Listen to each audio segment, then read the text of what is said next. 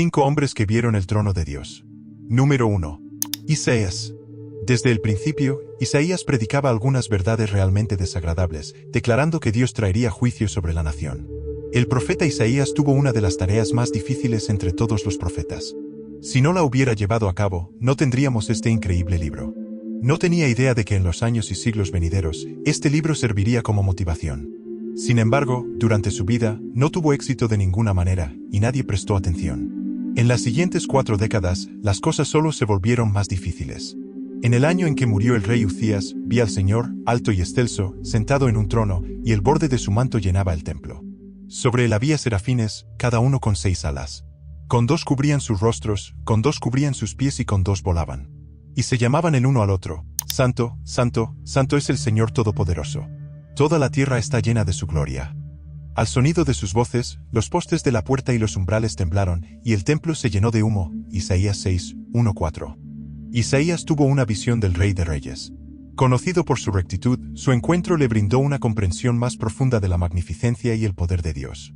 Como resultado, pudo hablar la palabra de Dios con una extraordinaria valentía y autoridad. El trono tenía una apariencia majestuosa y regia.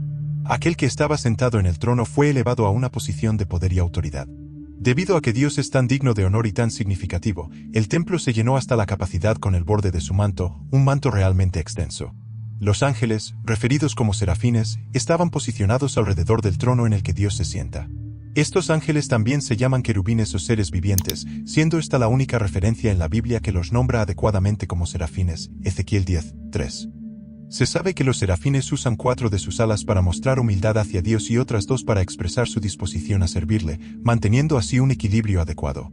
Aunque Isaías estaba en presencia de los serafines que rodeaban el trono de Dios, ellos podían ver las cosas con mayor claridad que él. A menudo, no reconocemos la evidente gloria de Dios que nos rodea. Isaías 6, 5-8. Entonces dije: ¡ay de mí! Estoy perdido, porque soy un hombre de labios impuros y vivo en medio de un pueblo de labios impuros, y mis ojos han visto al Rey, el Señor Todopoderoso. Uno de los serafines voló hacia mí con una brasa encendida en la mano, que había tomado del altar con tenazas. Isaías 6, 5-6. Isaías experimentó 2 cosas que lo hicieron sentir que se desmoronaba: la visión y el sonido de los serafines, y la visión del Señor Dios. Al ver al Señor, comprendió su verdadera naturaleza. A pesar de su inferioridad frente a los serafines, era insignificante comparado con el Señor. La visión del trono de Dios no hizo que Isaías se sintiera bien de inmediato. Cuanto más claramente veía al Señor, más se daba cuenta de lo humilde que era su posición. La profunda sensación de indignidad de Isaías se comparte con otros hombres devotos en la presencia del Señor, como Job, Daniel, Pedro y Juan. Número 2. Ezequiel. Es difícil expresar con palabras lo que Ezequiel vio al contemplar el magnífico trono de Dios. Como mensajero de Dios, estaba acostumbrado a llevar mensajes, visiones y revelaciones a su pueblo. Ezequiel, un sacerdote entre los cautivos judíos llevados a Babilonia por el rey Nabucodonosor alrededor del 597 a.C., escribía a menudo en primera persona. Cuando tenía una visión clara del trono de Dios, lo plasmaba en papel. Ezequiel 10, 1-19.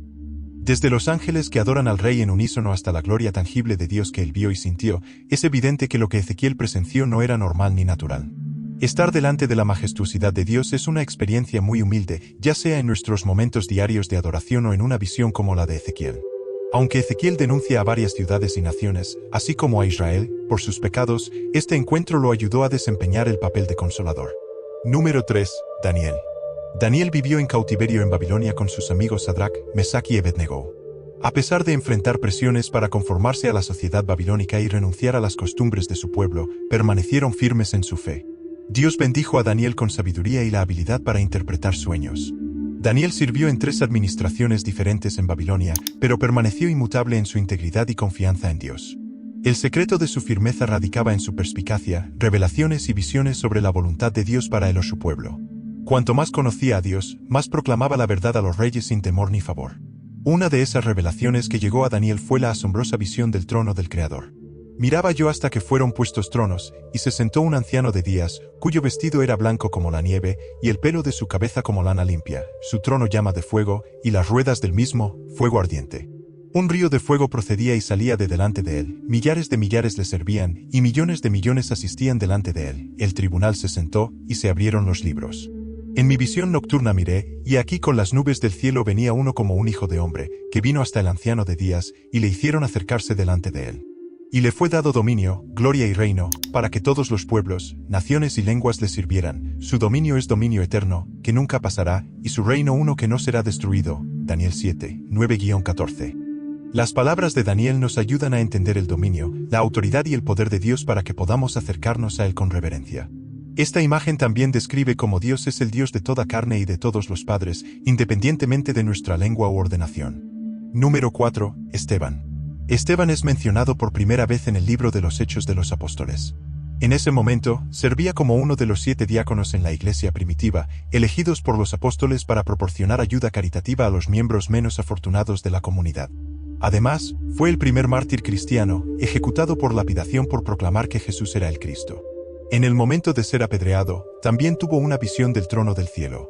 Hombres de dura cerviz e incircuncisos de corazón y de oídos, vosotros resistís siempre al Espíritu Santo, como vuestros padres, así también vosotros. ¿A cuál de los profetas no persiguieron vuestros padres? A estos mataron, y ellos edificaron sus sepulcros.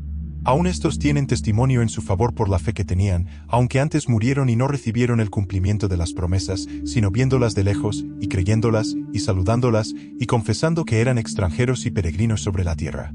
Así que, estas todas murieron en fe, no habiendo recibido las promesas, sino mirándolas de lejos, y creyéndolas, y saludándolas, y confesando que eran extranjeras y peregrinas sobre la tierra. Y oyendo estas cosas, se enfurecían en sus corazones, y crujían los dientes contra él. Pero él, lleno del Espíritu Santo, puestos los ojos en el cielo, vio la gloria de Dios, y a Jesús que estaba a la diestra de Dios, y dijo, He aquí, veo los cielos abiertos, y al Hijo del Hombre que está a la diestra de Dios. Hechos 7, 51-56. Aunque Esteban estaba siendo terriblemente perseguido, una de las últimas cosas que vio antes de su muerte fue el glorioso trono de su Padre, y estaba ansioso por ir allí a pesar de su dolor. Esto debería brindar consuelo a todos los creyentes porque el tribunal de Dios es un hogar para aquellos que creen en Jesús. Número 5. Juan. La revelación de Jesucristo fue dada a Juan para que mostrara a sus siervos lo que debe suceder pronto a medida que se acercan los últimos días. Dios lo dio a conocer enviando a su ángel a Juan en la isla de Patmos. Mientras recibía la visión sobre el plan de Dios para el fin del tiempo, también fue llevado al trono de Dios para ver cosas maravillosas en los cielos. Después de esto, miré, y aquí una puerta abierta en el cielo, y la primera voz que yo había oído, como sonido de trompeta que hablaba conmigo, decía, Sube acá, y yo te mostraré las cosas que sucederán después de estas. Y al instante yo estaba en el Espíritu, y aquí, un trono establecido en el cielo, y en el trono, uno sentado. Y el aspecto del que estaba sentado era semejante a piedra de jaspe y de cornalina, y alrededor del trono había un arco iris, semejante en aspecto a la esmeralda. Y alrededor del trono había 24 tronos, y vi sentados en los tronos a 24 ancianos, vestidos de ropas blancas, con coronas de oro en sus cabezas. Y del trono salían relámpagos y truenos y voces, y delante del trono ardían 7 lámparas de fuego, las cuales son los 7 espíritus de Dios. Y delante del trono había como un mar de vidrio semejante al cristal, y junto al trono, y alrededor del trono, 4 seres vivientes llenos de ojos delante y detrás. El primer ser viviente era semejante a un león, el segundo era semejante a un becerro, el tercero tenía rostro como de hombre, y el cuarto era semejante a un águila volando. Y los 4 seres vivientes tenían cada uno 6 alas, y alrededor y por dentro estaban llenos de ojos, y no cesaban día y noche de decir, Santo, Santo, Santo es el Señor Dios Todopoderoso, el que era, y el que es, y el que ha de venir. Apocalipsis 4, 1-8. Si no fuera por la revelación que personas como Juan, Esteban, Daniel, Ezequiel e Isaías tuvieron sobre el trono de Dios, no tendríamos una imagen completa del majestuoso tribunal de Dios. Afortunadamente, aunque nunca tengamos una visión divina sobrenatural sobre la sala del trono de Dios, Él nos invita a acercarnos a Él por fe en Hebreos 4 y 16. Acudamos, pues, confiadamente al trono de la gracia, para alcanzar misericordia y hallar gracia para el oportuno socorro. La Biblia nos dice que es algo bueno acercarnos a Dios, y esto es cierto para muchos de nosotros que lo adoramos en verdad. Bienaventurado aquel a quien tú escoges y acercas a ti, para que habite en tus atrios, seremos saciados del bien de tu casa, de tu santo templo. Salmos 65:4. Sin embargo, varias personas tuvieron experiencias y visiones inolvidables y sobrenaturales que las llevaron cara a cara con el trono de Dios. No importa la época a la que pertenecieran, sus palabras descriptivas están llenas de imágenes claras o percepciones que son constantes y consistentes de siglo en siglo. Tener un vistazo de cómo es realmente el trono de Dios los dejó con tanto asombro y santa reverencia que regresaron para contar la historia con emociones que van desde el miedo hasta el asombro.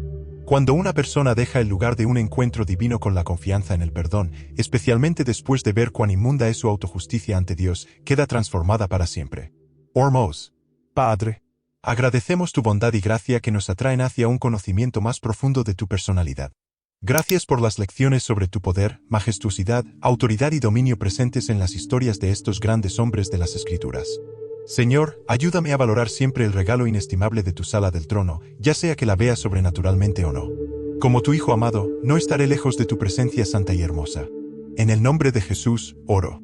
Amén. Un faro de redención y una declaración de victoria en Jesucristo. Adéntrate en sus páginas y que encuentres paz en las promesas perdurables.